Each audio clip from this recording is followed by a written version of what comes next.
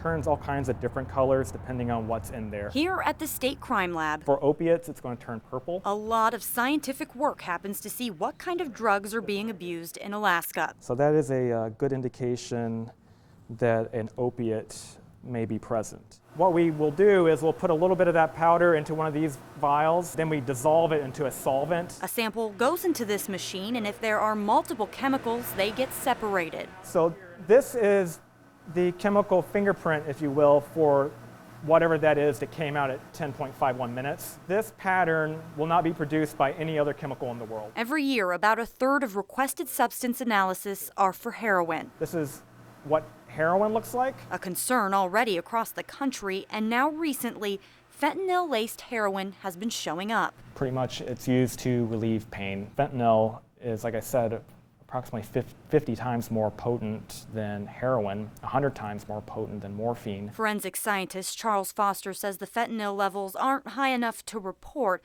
but it's here in Alaska. Removing myself from my role at the laboratory, it is concerning as a citizen. He says a couple of samples have come out of the Kenai Peninsula and the Mat-Su. Someone who knows exactly what dose of heroin they need to get the high they want without risking overdose, that same dose could easily cause an overdose scenario if there's fentanyl in there. Which has already happened.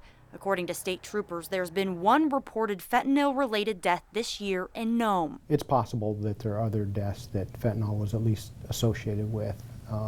But definitely something that we're watching for, and definitely something that we are expecting to see a significant increase in. From a strictly business point of view, you don't want to kill your clients. I don't understand exactly why fentanyl is being chosen to adulterate their heroin. A rising amount of heroin use in Alaska. Now law enforcement is anticipating a more powerful form of it that could take lives.